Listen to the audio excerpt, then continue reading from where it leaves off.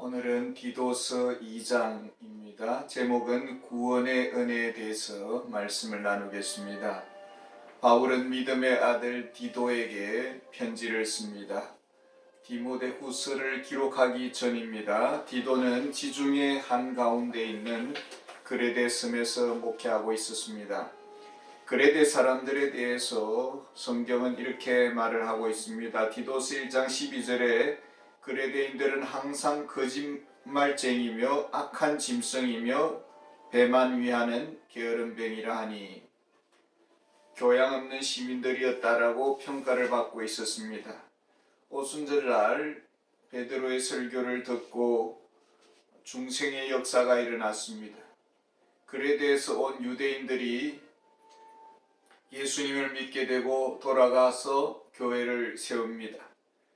디도는 그 이후에 바울을 통해서 그곳에 보냄을 받았습니다. 그런데 그레데 성도들의 현실을 어떻게 그려주고 있습니까? 디도서 1장 16절에 보면은 그들이 하나님을 시인하나 행위로는 부인하니 가증한 자요 복종하지 아니하는 자요 모든 선한 일을 버리는 자니라. 하나님을 입으로는 시인합니다. 그러나 삶 속에서는 불신자와 같고 오히려 불신자보다 그 이하의 저급한 삶을 살았다라는 것입니다. 이중적인 삶의 태도가 오늘날 그레데 섬의 그 악한 문화에 한몫하고 있었습니다. 어디에 문제가 있습니까? 디도서 2장 1절에 보시면은 오직 너는 바른 교훈에 합당한 것을 말하여, 그 사람의 말을 보면은 그 인격을 알 수 있고 그 사람의 태도를 보면은 그 사람의 교양을 알 수가 있습니다. 그 사람의 행동을 보면 그 사람의 내면을 어느 정도는 짐작할 수가 있습니다. 우리의 은행은 마음에서 나오기 때문입니다. 우리의 내면 속에 바른 진리가 있습니다. 건전한 진리가 자리를 잡고 있습니다. 그렇다면 그에 합당한 말이 나와야 합니다. 진리에 어울리는 태도가 나와야 합니다. 일관성 있는 삶의 모습이 나와야 합니다. 마음과 행위에 일치된 그런 태도가 나와야 합니다. 그 열매로 알리라고 예수님께서 말씀하셨습니다. 그 열매를 보니 그 속이 건강한지 병들었는지를 분별하겠다라는 것입니다. 건강한 교회는 건강한 진리를 가지고 있습니다. 건강치 못한 교회는 뭔가 문제가 있다라는 것입니다. 그래서 바른 교훈이 우선입니다. 바른 교리가 우선입니다. 하나님의 말씀을 바르게 가르치는 것이 우선적 과제입니다. 사도 바울은 디도에게 15절에 동일하게 말합니다. 너는 이것을 말하고 권면하며 모든 권위로 책망하여 누구에게서든지 업신여김을 받지 말라. 모든 권위로 책망하라 라고 말을 합니다. 하나님의 말씀의 권위로 설교하라라는 것입니다. 성경 말씀을 순전하게 설교함으로써 오류를 바로잡으라라는 것입니다. 누구의 오류를 바로잡으라는 것입니까? 2절에 보면 늙은 남자에 대해서 가르침을 주고 있고 3절에 보면은 늙은 여자에 대한 가르침을 주고 있고 4절에는 젊은 여자에 대한 가르침을 주고 있고 6절에는 젊은 남자에 대한 가르침을 주고 있고 9절에는 종들에게 대한 가르침을 주고 있습니다. 그리고 1장에 보면은 장로들을 세워야 한다라고 했습니다. 그렇다면 2장에서는 평신도를 바르게 세워야 된다라고 말을 하고 있습니다. 평신도들을 바르게 세운다는 것은 무엇을 말합니까? 성도들을 바르게 세우는 목적이 어디에 있을까요? 5절에 보면 하반절에 이는 하나님의 말씀이 비방을 받지 않게 하려 함이라. 하나님을 입으로는 시인하노라, 시인한다고 했습니다. 교회 다닌다고 합니다. 그런데 그에 합당한 삶이 따라오지를 않습니다. 무엇이 비방을 받습니까? 잘못 배웠다. 나중에는 하나님의 말씀에 뭔가 오류가 있지 않느냐라는 그런 비방이 돌아온다라는 것입니다. 하나님의 말씀은 진리입니다. 정확무오하고 우리를 온전한 하나님의 사람으로 세우기에 부족함이 없습니다. 그러나 성도가 바르게 살지 않음으로써, 경건한 삶의 능력이 나타나지 않음으로써 하나님의 말씀이 비방을 받는다라는 것입니다. 성경 말씀은 별로 가치가 없는가 보다, 하나님의 말씀은 별로 능력이 없는가 보다, 그 사람을 온전히 변화시킬 수 있는 그런 능력이 없는가 보다라고 이런 오판을 하게 만든다라는 것입니다. 그 결과로 전도의 문을 닫게 되는 것입니다. 8절도 마찬가지 말을 하고 있습니다. 책망할 것이 없는 바른 말을 하게 하라. 이는 대적하는 자로 하여금 부끄러워 우리를 악하다 할 것이 없게 하려 함이라. 성도가 성도다울 때에 흠이 잡히지 않습니다. 복음에 합당한 삶을 살 때에 악하다는 말을 들을 수가 없는 것입니다. 복음을 대적하는 자들이 있고 교회를 비방하려고 합니다. 그래서 뭔가 나쁜 이슈가 나오기를 원하고, 그것이 있으면 흠을 잡아서 소문을 퍼뜨리는 것입니다. 그 입에서 함부로 악하다라는 말이 나오지 못하도록 해야 된다는 것입니다. 교회가 나쁜 소문이 나지 않아야 되고, 성도가 세상에 흠잡힐 그런 연기가 뿜어나오지 말아야 되는 것입니다. 나쁜 평판을 받지 말아야 된다는 것입니다. 그렇지 않으면 대적하는 자들이 나팔을 불게 됩니다. 교회를 부끄럽게 여기고, 그러면 전도의 문이 닫혀지는 것입니다. 원인 제공을 어디에서 했습니까? 교회가 건강하지 못했고 병들었고 교회가 소설을 제공한 것입니다. 스스로 전도의 문을 닫도록 한 것이죠. 10절에도 같은 말을 하고 있습니다. 훔치지 말고 오히려 모든 참된 신실성을 나타내게 하라. 이는 범사에 우리 구주 하나님의 교훈을 빛나게 하려 함이라. 성도가 합당한 삶을 살고 있습니다. 거룩한 삶을 살아갑니다. 그러면 어떤 결과가 나타납니까? 저렇게 흉악한 죄인이 교회를 다니어서 많이 변화됐구나. 저 사람이 이 동네에서 정말 말썽꾸러기였는데 예수를 믿게 되면서 변화되어서 정말 하나님의 말씀은 사람을 변화시키는 능력이 있는가 보다. 정말 교회는 좋은 곳인가 보다. 하나님의 말씀의 능력이 영광을 받게 된다라는 것입니다. 하나님의 말씀이 아름답게 광고가 된다라는 것입니다. 성도가 하나님의 말씀으로 구원받았습니다. 말씀 안에서 살아갑니다. 말씀에 합당한 삶을 살아가고 있습니다. 경건의 모양만 있는 것이 아니라 경건의 능력으로 변화를 받았습니다. 새로운 사람으로 변화를 받았습니다. 입으로 하나님을 시인하면서 삶으로는 하나님을 부정하는 그런 모양만 있는 자가 아니라 명목상의 그리스도인이 아니라 진정한 그리스도인입니다. 하나님의 말씀의 능력이 매력을 발산합니다. 하나님의 말씀을 들으려고 사람들이 교회로 몰려옵니다. 전도의 문이 활짝 열리고 구원의 문이 활짝 열리고 복음화의 역사가 나타나기 시작합니다. 이것이 건강한 교회다라는 것입니다. 하나님이 기뻐하시는 교회는 전도의 문이 활짝 열린 교회, 하나님의 말씀의 능력이 나타나는 소문난 교회다라는 것입니다. 하나님의 말씀이 비방을 받고 하나님의 백성이 악하다라는 소문이 나고 하나님의 말씀은 아무런 쓸모가 없다는 그런 교회는 하나님의 목적과 하나님의 계획을 저버린 교회인 것입니다. 결국 전도는 어떻게 일어나는 것입니까? 복음에 합당한 성도들의 삶을 통해서 전도가 나타난다라는 것입니다. 진정한 복음 안에서 살아가는 성도들, 변화된 성도들, 복음의 진리에 어울리는 옷을 입어야 된다라는 것입니다. 수많은 복음의 전도의 방법들이 제시되었습니다. 수많은 기독교의 이름의 그룹들이 모여서 전도를 하고자 했습니다. 이 방법 저 방법을 다 썼습니다.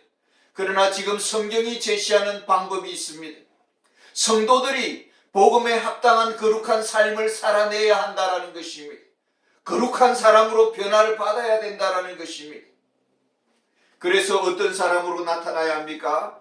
14절에 보면 그가 우리를 대신하여 자신을 주심은 모든 불법에서 우리를 속량하시고 우리를 깨끗하게 하사 선한 일을 열심히 하는 자기 백성이 되게 하려 하심이라. 선한 일을 열심히 하는 하나님의 백성이 되게 하려 한다. 그저 의무적으로 선한 일에 동참을 하고 억지로 선한 일에 참여하는 그런 자가 아니라 열정적으로 자발적으로 선한 일을 하는 그런 성도들, 정말 하나님께 속한 백성, 죄에 속한 사람이 아니라 죄의 권세에 눌려서 겨우겨우 살아가는 사람이 아니라 죄에서 자유한 사람, 하나님께 속한 사람, 이것이 하나님이 원하시는 성도의 모습입니다. 어떻게 하면 하나님을 기쁘시게 할까? 그 마음속에 이런 마음이 발동하는 것이죠. 마음속에 어떻게 하면 더 하나님의 마음에 합한 성도가 될까? 삶을 살아낼까? 날마다 예수님을 닮아가는 것입니다. 세월이 가면 갈수록 하나님의 거룩함을 닮아가는 것입니다. 이것이 하나님이 원하시는 성도의 상입니다. 이것이 바로 전도의 방법이다. 성경이 제시하는 하는 전도의 길이다라는 것입니다. 전도는 기술도 아니고 테크닉도 아닙니다. 복음에 합당한 성도의 삶이 따라주지 아니하면은 전도의 역사는 일어나지 않습니다. 오늘날 교회가 좋은 평판을 왜 듣지 못할까요? 복음에 합당한 교회, 건강한 교회로 서지 못할 때에 이런 비방이 돌아오는 것입니다. 가정과 사회, 직장, 노년층과 젊은층이 복음에 합당한 삶의 열매를 맺어가야 되는 것입니다. 여기에서 실패할 때에 하나님의 말씀은 무기력하다라는 비방을 받게 된다는 것입니다. 변화를 일으킬 능력이 없는 말씀을 왜 들으려고 오겠느냐라는 것이죠. 사람을 바꿀 수 없는 말씀, 사람을 구원할 수 없는 말씀을 왜 시간 낭비하면서 들으려고 하겠느냐라는 것입니다. 분명 복음은 사람을 구원하는 것이고 이것이 교회의 사명입니다. 교회가 할 일은 잃어버린 자를 구원하는 데 주목적이 있습니다. 이것이 하나님께서 교회를 세운 목적입니다.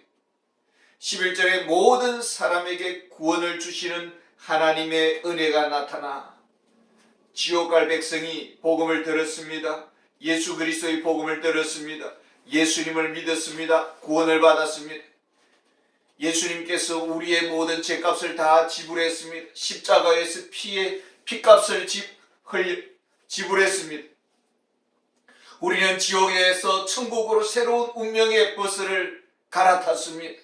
더 이상 우리는 심판도 없고 정죄를 받지 않습니다. 모든 형벌과 저주가 끝이 났습니다. 12절에 우리를 양육하시되 경건하지 않는 것과 이 세상 정욕을 다 버리고 신중함과 의로움과 경건함으로 이 세상에 살고 이제는 죄의 권세에서 벗어났습니다. 죄가 이전에는 우리를 끌고 다녔습니다. 우리는 죄의 노예 생활을 했습니다. 예수님이 우리를 새 사람으로 만들어 주었습니다. 사단의 자녀에서 하나님의 자녀로 바꾸어 주었습니다. 이것은 단순한 교리가 아니라 지금도 현재적으로 실제적으로 죄의 권세에서 벗어나게 해주시는 것입니다. 우리는 성령의 능력으로 살아갑니다. 성령의 인도하심을 받으면서 살아갑니다. 죄와 싸우며 죄의 유혹을 물리치면서 살아갑니다. 이것은 현재적인 변화를 경험케 한다는 것입니다. 죄의 유혹, 육체의 정욕이 우리를 유혹할 때마다 우리는 주님께 간구합니다. 시험이 올 때마다 주님을 의지합니다. 순간순간 주님께 도움을 구합니다. 주님은 그럴 때마다 우리에게 죄의 능력, 죄의 권세에서 우리를 풀어주시고 날마다 더 예수님을 닮아가도록 우리를 이끌어 가시는 것입니다. 우리는 죄의 그늘에서 완전히 벗어날 날을 소망하면서 살아가고 있습니다. 13절에 보면 복스러운 소망과 우리의 크신 하나님 구주 예수 그리스도의 영광이 나타나심을 기다리게 하셨으니 지금도 죄의 배후에는 사단이 굶주리는 우는 사자처럼 자기 하나님의 택한 백성들을 삼키려고 주변을 맴도는 것입니다. 우리는 이런 모든 어둠의 그림자가 완전히 떠나는 그날을 소망하고 있습니다. 제가 머리를 식힐 겸해서 이제 뒷동산에 있는 카페에 책을 읽으러 갔습니다. 근데 밤이 깊었습니다. 밤이 어둑한데 짐승이 나타난 겁니다. 이건 강아지가 아니었습니다. 그래서 제가 전등을 후라시를 켰더니 멧돼지 4마리가 소리를 지르면서 막 도망가는 것입니다. 멧돼지는 사람을 보면 도망가지 않습니다. 섬뜩했습니다. 제가 태어나서 처음 멧돼지를 마주한 것입니다. 지금도 사탄은 교회를 무너뜨리기 위해서 실제적으로 온갖 음모와 모략과 거짓의 덫을 놓는 것입니다. 우리는 영원한 빛의 세상을 소망하고 있습니다. 주님이 온전히 통치하시는 그날을 우리는 소망하고 있습니다. 우리는 죄의 소유, 사단의 소유에서 벗어나 하나님의 온전한 소유된 백성으로 우리는 지금도 살아가고 있습니다. 복음은 변화를 가져다 줍니다. 사람을 바꾸어 줍니다. 늙은 남자는 늙은 남자다운 거룩한 사람으로 변화되어야 되는 것입니다. 늙은 여자는 늙은 여자다운 거룩한 사람으로 변화되어야 합니다. 젊은 여자는 젊은 여자다운 성도로 변화되어야 됩니다. 여기에서 실패할 때에 하나님의 복음이 비방을 받습니다. 복음이 무기력하다라는 비방을 받게 되는 것입니다. 복음을 전하고 복음을 믿는다고 하는데 뉴스에 보면은 기독교 연예인이 자살했다라고 말을 합니다. 그리고는 장례식을 치르는 그런 장면이 나오는데 기독교식으로 장례를 치르고 있습니다. 이것은 복음을 부끄럽게 만드는 것입니다. 우리의 복음이 이것밖에 되지 않느냐라는 것이죠. 예수님은 지금도 살아계시고 지금도 우리의 구주가 되십니다. 그런데 예수님을 믿는다고 말을 하는데 삶 속에서는 정말 별로 복음에 변화된 삶이 나타나지 않습니다. 우리가 젊은 후세대에게 신앙의 바톤을 이어주어야 될 그런 어른의 위치에 있습니다. 그런데 할 말이 없고 본이 되지 않았습니다. 가정을 바르게 세워야 되고 경건한 가정을 세워야 되는데 경건한 거룩한 가정의 삶의 유산을 물려주지를 않았습니다. 젊은이들에게 본이 되어야 되는데 말에도 본이 되지 않았고 행실에도 본이 되지 않았고 사랑에도 본이 되지 않았고 믿음에도 본이 되지 않았고 베풀음에도 본이 되지 않았고 섬김에도 본이 되지 않았습니다. 직장에서 사장님에게 인정을 받고 정말 깍듯하게 존중하면서 공손하게 일을 해야 되는데 때로는 조금 무리한 요구를 한다고 오히려 꼬박꼬박 말대꾸를 하고 직장에서 사움딱이 되어서 동료들하고 치고받고 거슬리는 말을 하고 본이 되지 않았습니다. 이제 누가 교회를 오겠느냐라는 것입니다. 디도서는 분명히 말합니다. 전도는 기술이 아니다. 전도는 방법이 아니다라는 것입니다. 복음을 들은 우리 그리스도인들이 복음에 합당한 거룩한 삶을 나타내야 한다라는 것입니다. 이 길 외에는 교회는 결코 구원의 사명을 감당할 수가 없다라는 것입니다. 성경적 삶의 수준에 우리가 이르러야 되는 것입니다.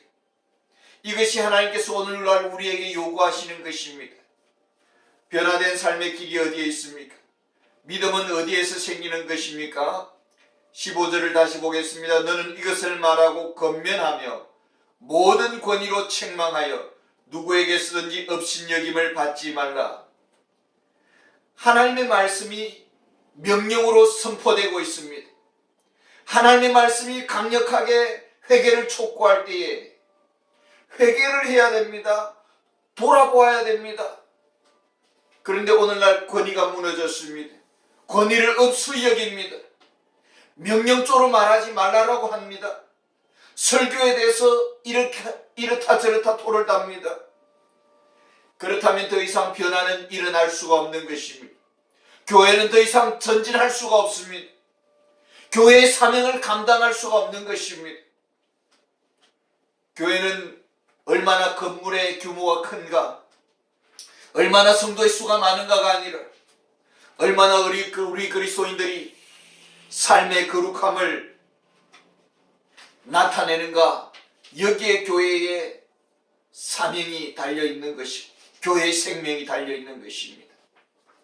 건강한 교회로 다시 거듭나서 한국교회가 빛을 발하고 하나님께 영광 돌리는 그런 은혜가 우리 교회에게도 또 우리 한국교회도 있기를 원합니다. 감사합니다.